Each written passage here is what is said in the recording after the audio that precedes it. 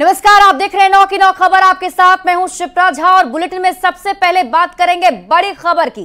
पटना में मुख्यमंत्री कार्यालय को उड़ाने की धमकी दी गई है। जानकारी के मुताबिक अलकायदा नाम के एक ग्रुप से सीएमओ ऑफिस को ईमेल आया था और धमकी भरा ईमेल मिलने के बाद एटीएस ने मामले की जांच शुरू कर दी है। इसके साथ ही एफआईआर भी दर्ज कर ली गई। बताया जा रहा है कि 16 जुलाई को धमकी भरा ईमेल आया था। इसमें सीएमओ को बम से उड़ाने की धमकी दी गई थी और इस पूरे मामले में सचिवालय थाना में 2 अगस्त को सचिवालय थाना के थानेदार संजीव कुमार के बयान पर एफआईआर दर्ज की गई है। तो बड़ी खबर आपको इस वक्त पटना से बता रहे हैं, सीएमओ को उड़ाने की धमकी दी गई है और ये धमकी ईमेल के जरिए दी गई है। हालांकि अब इस पूरे मामले पर पुलिस प्रशासन की टीम नजर बनाए हुए है। मामले की जांच जारी है। पटना में सीएमओ यानी मुख्यमंत्री सचिवालय को बम से उड़ाने की धमकी दी गई है और इस धमकी के बाद बिहार पुलिस महकमे में खलबली मच गई है। जो जानकारी मिली है उसके अनुसार ईमेल के माध्यम से यह धमकी मिली है। सुरक्षा व्यवस्था को लेकर अलर्ट कर दिया गया है और आला अधिकारी इस पूरे मामले पर नजर बनाए हुए हैं। आतंकी संगठन अलकायदा के नाम से यह धमकी मिली है। अलकायदा के नाम से सीएमओ कार्यालय को एक मेल आया है। एटीएस ने इस पूरे मामले की अपने स्तर पर छानबीन की है। उसके बाद एफआईआर भी दर्ज कर लिया गया है। पटना के सचिवालय थाने के थानेदार के फर्द बयान पर उनके ही थाने में यह केस जो है दर्ज किया गया है और इसमें कई बातों का उल्लेख किया गया है। इसके पहले भी पटना एयरपोर्ट को, हाई कोर्ट को और गवर्नर हाउस को उड़ाने की धमकी दी जा चुकी है, जिसके बाद इस स्थानों की सुरक्षा को बढ़ा दिया गया है। हालांकि तस्वीरों में देखिए यहाँ पर हर वक्त अब चौकसी जो है वो बढ़ा दी गई है और इस वक्त आप देख सकते हैं स्पेशल ब्रांच की गाड़ी जो है वो लगी हुई है। इसके अलावा पुलिस कर्मियों की भी हर वक्त यहाँ तैनाती जो है वो बढ़ा दी गई है। हालांकि इसके पहले जो धमकी मिली है उसमें ऐसी कोई घटना नहीं घटी है और पुलिस प्रशासन जो है वो अलर्ट मोड में है। जुलाई में ही पटना के घर में बम बनाने का सामान बरामद हुआ था। वहां 35 जिंदा कारतूस, पोटेशियम नाइट्रेट और इसके अलावा एक डब्बा भी मिला था। ट्रिफिल लिक्विड के डिब्बे मिले थे। लकड़ी का चारकोल, सुतली वगैरह को पकड़ा गया था। इस मामले में पुलिस ने पवन महतो नाम के एक शख्स को गिरफ्तार किया था। पुलिस इस एंगल से इस पूरे मामले की जांच कर रही थी कि इतनी सारी मात्रा में विस्फोटक किस साजिश के तहत घर में लाया गया था। क्या आरोपी किसी बड़ी घटना को अंजाम देने की फिराक में है? हालांकि गनीमत ये रही कि पुलिस ने समय रहते इन लोगों को पकड़ लिया था और एक बड़ी घटना होने से बच गई थी। हम आपको बता दें कि बिहार पुलिस ये जो धमकी मिली है उस मामले को लेकर काफी गंभीर है और सभी सुरक्षा एजेंसियां इस मामले को गंभीरता से ले रही हैं। हालांकि जो आला अधिकारी हैं उनका कहना है कि हो सकता है कि ये किसी को फंसाने की साजिश रही हो, इसलिए सीएमओ को इंडिकेट किया गया है और सीएमओ के नाम से ये धमकी भरा ईमेल आया है। अब देखना होगा जांच के बाद क्या कुछ बात निकलकर सामने आती है, लेकिन फिलहाल ये जो मेल आया है उसके बाद से बिहार पुलिस में हड़कंप मचा हुआ है। कैमरा पर्सन मनीष जुलिया के साथ संजय कुमार, न्यूज 18 पटना। और देखिए, पूर्णिया के लाइन बाजार में 26 जुलाई को तनिष्क ज्वेलरी में करोड़ों की डकैती मामले में पुलिस ने आरोपी बिट्टू सिंह के ससुर के घर में छापेमारी की है। खजांची हाट के प्रभात कॉलोनी के लॉज में पुलिस और एसटीएफ की टीम ने दबिश दी, जिसमें कई दस्तावेज जब्त किए गए। छापेमारी में पुलिस के हाथ बेऊर जेल में बंद बिट्टू सिंह के साथ साथ चंदन उर्फ प्रिंस राज के भी कुछ केस के कागजात मिले हैं। एसडीपीओ के मुताबिक लॉज में डकैती से पहले चुनमुन झा और दूसरे अपराधियों ने मीटिंग की थी। पुलिस अभी सभी एंगल से मामले की जांच कर रही है। इधर बिट्टू सिंह की पत्नी ने पति को निर्दोष बताते हुए उच्च स्तरीय जांच की मांग की है। ये भोला सिंह के नाम का लॉज है जो चंदवा के रहने वाले हैं और उन्हीं के नाम पर लॉज है। उनका लॉज क्या है, घर है, मैंने यहाँ मकान बनाया है। लॉज में कुछ स्टूडेंट को भी दिए हैं। 2 स्टूडेंट उधर बगल में है, उसको भी वेरीफाई किए हैं, वो लोग लालगंज का है। एक कमरा जो घटना के दिन के बाद से ही बंद मिला है, उसी की तलाशी। इस रूम में कौन रहते थे सर, जिस रूम का तलाशी हुआ है? इस रूम में ही जो है सो अपराध कर्मियों के आने जाने और बैठने की बात प्रकाश में आई थी। मेरे पति बिल्कुल निर्दोष है इस केस में और पिछले जितने भी केस हुए हैं 2020 से लेके अभी 24 तक सब में मेरे पति निर्दोष हैं। निष्पक्ष जांच की मांग करेंगे। इसमें प्रशासन निष्पक्ष जांच करे और ये तनिष्क लूट कांड में तो है ही नहीं। हम लोग अपने शहर, अपने घर में ऐसा घिनौना काम करने का कभी सोचेंगे नहीं मेरे पति। और अगली खबर आपको मुजफ्फरपुर से बता दें, जहां बेखौफ बाइक सवार 3 अपराधियों ने हथियार के बल पर बीजेपी विधायक के पेट्रोल पंप से करीब 2 लाख रुपए की लूट की घटना को अंजाम दिया है। इस घटना के बाद से इलाके में हड़कंप मच गया है। पूरा मामला मुजफ्फरपुर जिले के मीनापुर के पानापुर ओपी थाना क्षेत्र के पखनाहा का है। शनिवार देर रात की घटना बताई जा रही है। लूट के बाद बदमाश सीसीटीवी कैमरा का डीवीआर भी अपने साथ ले गए। फिलहाल पुलिस पूरे मामले की जांच में जुटी हुई है। तीनों आए हैं पीछे से, आकर के बोले हैं कि कैश होगा कि नहीं होगा। मैं बोला कि नहीं होगा। उसके बाद तीनों ने पिस्टल निकाला है और पिस्टल तान दिया। उसके बाद बोले हैं कि ऑफिस में चलो। ऑफिस में आकर के जो गोदरेज खुलवाए हैं, गोदरेज में जो कैश था वो ले लिए हैं, काउंटर में जो था वो ले लिए हैं। उसके बाद से जो डीवीआर था सीसीटीवी फुटेज का वो निकाल लिए हैं। उसके बाद से मेरा जो फोन था वो भी ले लिए। रांची से आपको बड़ी खबर बता दें, रांची के अनगढ़ा थाना इलाके में पुलिस और अपराधियों के बीच में मुठभेड़ हो गई। इस दौरान पुलिस ने आरोपी को गिरफ्तार कर लिया है। दरअसल पुलिस रांची के सिविल कोर्ट के अधिवक्ता की हत्या में शामिल आरोपियों को गिरफ्तार करने पहुंची थी और इसी बीच पुलिस को देखते ही आरोपियों ने फायरिंग शुरू कर दी। पुलिस ने भी जवाबी कार्रवाई की, जिसके बाद एक आरोपी रोशन के पैर में गोली लगी है। हालांकि दूसरा आरोपी मौके से फरार होने में कामयाब हो गया।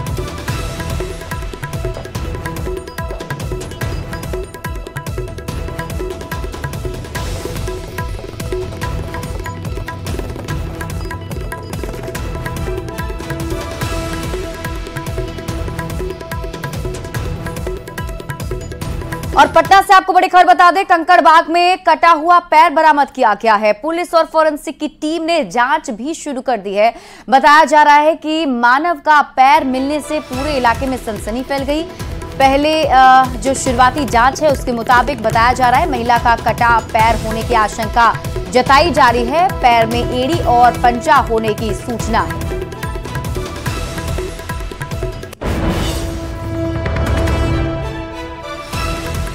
तो पटना से आपको बड़ी खबर बता रहे हैं, कंकड़बाग इलाके से कटा हुआ पैर बरामद किया गया है। पुलिस की टीम मामले की जांच में जुटी हुई है और शुरुआती जांच में पुलिस की टीम बता रही है कि ये पैर महिला का हो सकता है, ऐसी आशंका जताई जा रही है।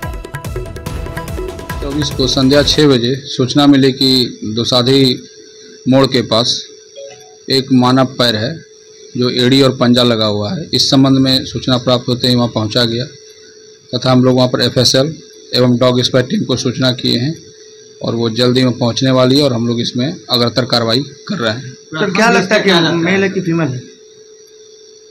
जो भी प्रथम दृष्टया हम लोगों को लग रहा है कि किसी फीमेल का अंग है। और मौसम से जुड़ी आपको इस वक्त की बड़ी खबर बता दें, पटना से बड़ी खबर मिल रही है। बिहार में अगले 48 घंटे के लिए अलर्ट जारी किया गया है।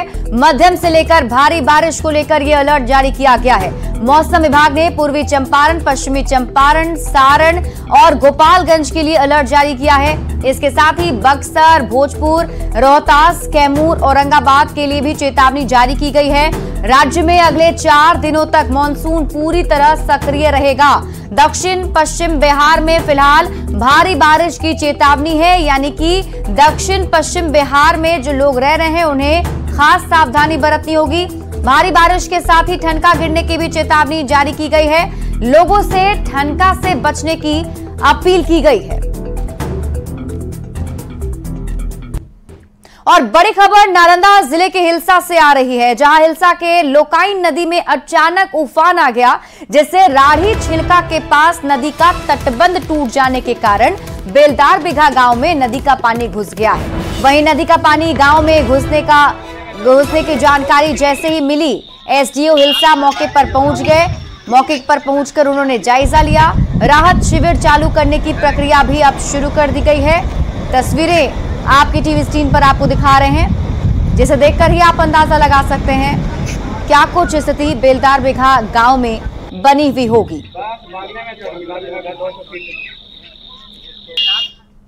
गिरिडीह के सरिया थाना क्षेत्र में मिट्टी की दीवार गिरने से महिला की दबने से मौत हो गई है। सूचना मिलते ही मौके पर पहुंची पुलिस ने शव को कब्जे में लेकर पोस्टमार्टम के लिए भेज दिया है। स्थानीय जनप्रतिनिधि ने बताया कि महिला अकेले घर में रहती थी। इनका पति कई साल से बाहर रहता था। महिला रात में खाना बनाकर बाहर निकली थी और तभी घर का मिट्टी का दीवार गिर गया, जिसके नीचे महिला दब गई और उसकी मौत हो गई।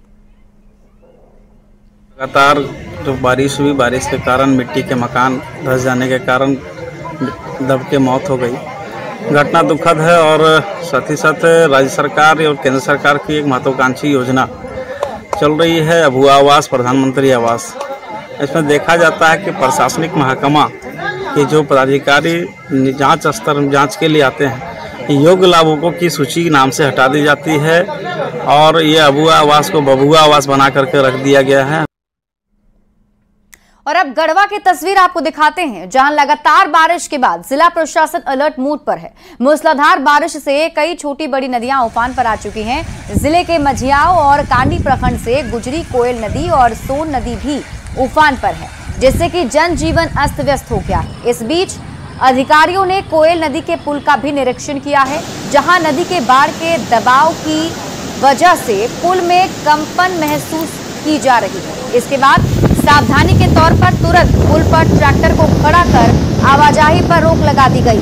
बता दें कि कोयल नदी गढ़वा और पलामू जिले को जोड़ने वाला पुल है, जहां से हर दिन हजारों लोग गुजरते हैं।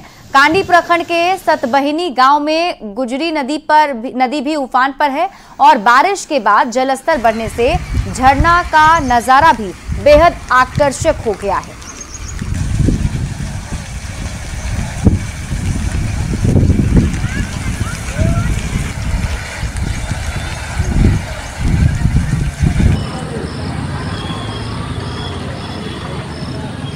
और अब आपको जमशेदपुर लिए चलते हैं, जहां स्वर्णरेखा और खारकाई दोनों नदियों का जलस्तर लगातार बढ़ता जा रहा है और इस बीच ओडिशा और चांडिल डैम का भी फाटक खोल दिया गया है। अब इसको लेकर जमशेदपुर जिला प्रशासन अलर्ट मोड पर है। इधर नदी का जलस्तर बढ़ता देखकर जमशेदपुर नोटिफाइड एरिया कमेटी की ओर से नदी के तटीय इलाकों में माइक के जरिए लोगों को सुरक्षित स्थान में जाने के लिए कहा जा रहा है। वहीं जमशेदपुर जिला प्रशासन की ओर से शेल्टर होम और सामुदायिक भवन में लोगों की रहने की व्यवस्था की गई है। नदियों के निचले इलाकों में रहने वालों को सुरक्षित जगहों पर भेजने का काम भी किया जा रहा है। न्यूज़ 18 संवाददाता आशीष तिवारी की ये रिपोर्ट देखिए।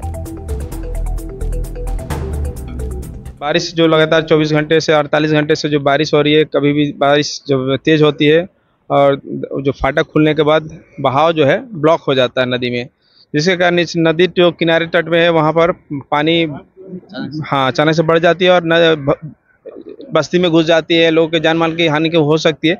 सुरक्षा दृष्टिकोण से हम लोग 10 घंटा पहले 12 घंटा पहले से अनाउंसमेंट कर रहे हैं। इस पर पूरा हमारी टीम लगी हुई है, पूरा प्रशासन की टीम लगी हुई है। तरह से अलर्ट मोड पर है और देख सकते हैं कि दोनों नदियां जो है वो पूरी तरह से उफान पर है। हालांकि उड़ीसा का भी डैम खोल दिया गया है, तो 7 से 8 घंटे में ही वो पानी जो है उड़ीसा का डैम का पानी ये दोनों स्वर्णरेखा और खरकाई नदी में पहुंचेगा। हालांकि बाढ़ को देखते हुए जिला के उपायुक्त लगातार जो है वो निर्देश जारी कर रहे हैं और नगर निगम के जितने भी अधिकारी हैं उनको कई दिशा निर्देश भी दिया गया है। जो निचले इलाके हैं, नदी से सटे जो निचले एरिया है उनको खाली करने का निर्देश दे दिया गया है। और देख सकते हैं कि बाढ़ का खतरा जमशेदपुर शहर के विभिन्न क्षेत्रों में अब मंडराने लगा है और बारिश जो है वो लगातार हो रही है, जो एक बाढ़ का खतरा लगातार इससे भी बन सकता है। हालांकि जिला प्रशासन द्वारा लगातार नदी किनारे जो बस्ती एरिया है उनको खाली करा दिया गया है और जैसे ही पानी बढ़ेगा उसको लेकर लगातार लोगों को अब ऊंचे एरिया पर पहुंचाया जा रहा है, जिससे लोगों को किसी तरह का नुकसान का सामना ना करना पड़े। न्यूज़ 18 के लिए जमशेदपुर से आशीष कुमार तिवारी।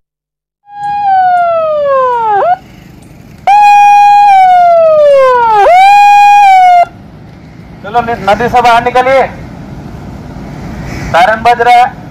आप सभी को अलर्ट किया जा रहा है, नदी के किनारे तट से हट जाइए। दोनों डैम का फाटक खोल दिया गया है। अचानक से जलस्तर बढ़ जाएगी नदी की। आपकी जान और माल की सुरक्षा के लिए आप सभी को सूचित किया जा रहा है, नदी किनारे से दूरी बनाकर रखें। जो भी है नदी किनारे तुरंत नदी तट को खाली कीजिए।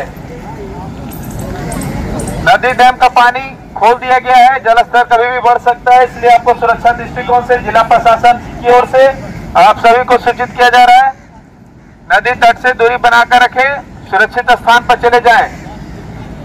लखीसराय में लगातार हो रही बारिश से एक बार फिर किसानों के चेहरे खिल उठे हैं। धान उत्पादक किसान खेत में धान की रोपाई में जुट गए हैं। लगातार बारिश से सूखे पड़े नहर में पानी आ गया है, जिससे किसानों के चेहरे खिल उठे हैं और किसानों में एक बार फिर से अच्छी पैदावार की उम्मीद भी जग गई है। इस पर और अधिक जानकारी दे रहे हैं न्यूज़ 18 संवाददाता राकेश कुमार। लगातार हो रहे बारिश के बाद धान उत्पादक किसानों के चेहरे खिल उठे हैं। आप देख सकते हैं खेतों में जमा पानी देखकर धान उत्पादक किसान काफ़ी खुश हैं और दिन रात जो है किसान जो है लगातार धान की रोपाई में जुटे हुए हैं। वर्षा होने लग गई तो बहुत राहत मिला है। राहत अब ऐसा लगता है कि धान अब उपज हो जाएगा, ऐसा संभवतः लग रहा है। लगातार बारिश के बाद धान उत्पादक किसानों की उम्मीद काफ़ी जगी है। राकेश, न्यूज़ 18 लखीसराय। और शेखपुरा जिले में बरसात के दिनों में सांप काटने की घटनाएं काफी हो रही हैं। वहीं दूसरी तरफ सदर अस्पताल में सांप काटने के इलाज के लिए सारी व्यवस्था की गई है। स्नेक वेनम इंजेक्शन की पूरी व्यवस्था है, जिससे सर्पदंश के शिकार हुए व्यक्ति को बचाया जा सकता है। अभी तक 14 लोगों की जिंदगी बचाई गई है। सदर अस्पताल में क्या है तैयारी, बता रहे हैं न्यूज़ 18 संवाददाता अजीत कुमार सिन्हा। के दिनों में शेखपुरा जिले में इन दिनों सांप काटने का घटना काफ़ी हो रहा है और इलाज के लिए सदर अस्पताल में भी लोग आ रहे हैं। हालांकि संतुष्टि वाली बात यह है कि सदर अस्पताल में सांप जो काटा जाता है, काट लिया अगर किसी को, तो उसके इलाज के लिए सारी व्यवस्था की गई है। कहा जाता है कि स्नेक के एंटीवेनम जो इंजेक्शन है वो भी पूरा भारी मात्रा में पड़ा हुआ है। किसी को निराश होने की ज़रूरत नहीं है। 90 से 95% केस जो है जो विषैले सांप नहीं होते हैं, उनमें कोई लक्षण नहीं आता और उन्हें कोई दवा की ज़रूरत नहीं होती है। 5% में 2-3 तरह से हो सकते हैं, कम सीवियर हो सकते हैं और ज़्यादा सीवियर हो सकते हैं। कम सीवियर के लिए सभी सांपों का जो जितना भी जहरीले सांप हैं उन सांपों का एक ही दवा होता है, उसमें सभी सांपों के जहर का इंजेक्शन मिलता है, वो हम लोग उसको आवश्यकता के अनुसार चलाते हैं। एंटीवेनम जो स्नेक बाइट के बाद इंजेक्शन पड़ता है उपलब्ध है और इमरजेंसी में भी हम लोग दिए हैं। पर्याप्त मात्रा में हमारा जो मेन स्टोर है वहाँ भी स्टॉक करके रखा हुआ है। ये यहाँ सारी व्यवस्था मिल जाएगी आपको और सब जो टीकाकरण का वो या फिर इंजेक्शन सारी सुविधाएं उपलब्ध है आपको और आप सुरक्षित होकर घर वापस जाएंगे। अजीत कुमार सिन्हा, न्यूज़ 18 शेखपुरा।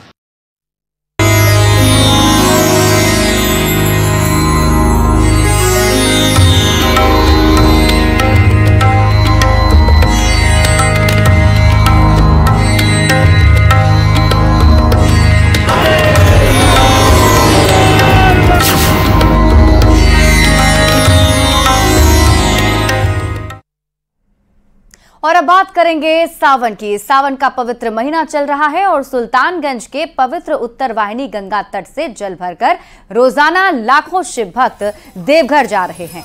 कच्चे कांवरिया पथ पर भोलेनाथ के अनूठे और अनोखे भक्त देखने को मिल रहे हैं। ऐसे ही एक भक्त से हम आपको आज मिलाते हैं जो दिव्यांग है, लेकिन बाबा की भक्ति उन्हें देवघर खींच लाती है। लखीसराय के रहने वाले गुलशन कुमार कच्ची कांवरिया पथ पर रेंगते हुए भोलेनाथ के दरबार जा रहे हैं। गुलशन कुमार को भोलेनाथ पर अटूट श्रद्धा और विश्वास है। भोलेनाथ सबकी सुनते हैं, इसीलिए तो इन्हें औघड़दानी भी कहा जाता है। कच्ची कांवरिया पथ की एक तस्वीर हम आपको दिखाते हैं, किस तरह से इस औघड़दानी के एक अनूठे भक्त हैं और कच्ची कांवरिया पथ के रास्ते भोलेनाथ को जल अर्पण करने के लिए 105 किलोमीटर की लंबी यात्रा तय करने के लिए निकल पड़े हैं। यूं तो कच्ची कांवरिया पथ पर रोजाना हजारों लाखों श्रद्धालु भगवान भोलेनाथ को जलाभिषेक करने के लिए जाते हैं, लेकिन औघड़दानी के इस अनूठे भक्त को देखिए कि किस तरह से ये कच्ची कांवरिया पथ पर लगातार बढ़े चले जा रहे हैं। वाकई में भगवान भोलेनाथ के ये अनूठे और अनोखे भक्त हैं। कैसे, कहाँ से आना हुआ है, कहाँ से आए हैं? रामचंद्रपुर लखीसराय से। क्या नाम हुआ आपका? गुलशन। कैसे जाना हो रहा है भोलेनाथ के दरबार में? उनकी दया से जा रहे हैं। उनके दया से जा रहे हैं। जैसे भी ले जा रहे हैं। तो दिक्कत नहीं हो रही है इस तरह से? दिक्कत तो वन जाने का दिक्कत, जन्म दिया तो वही जाने का कैसे दिक्कत दिया, जा रहे हैं। तो ये पहली बार जा रही हैं या इससे पहले भी गए हैं? एक बार गए हैं। तो क्या मांगिएगा इस बार भोलेनाथ से जाकर, जब मिलिएगा भोलेनाथ से? कुछ नहीं मांगिएगा। कुछ नहीं मांगिएगा। कितना विश्वास है भोले पे? विश्वास है। विश्वास है। उनको गुरु बनाए, क्योंकि जैसे माँ बाप हैं अपना, वैसे उनको बनाए, उनको अपना माँ बाप मान लिए हैं आप। चलिए, वाकई में ये भगवान भोलेनाथ के, औघड़दानी के ये अनूठे भक्त हैं। और यूं तो जो यात्रा है सबसे कठिन यात्रा में से एक दांडी बम की यात्रा होती है, लेकिन कहीं ना कहीं उससे भी ज्यादा कठिन ये यात्रा है जो कि भगवान भोलेनाथ के इस भक्त तय करने के लिए निकल पड़े हैं। वाकई में औघड़दानी की महिमा जो है अपरंपार है, तभी तो इस औघड़दानी के अनूठे भक्त भी मिलते हैं। विकास कुमार सिंह, न्यूज़ 18 भागलपुर।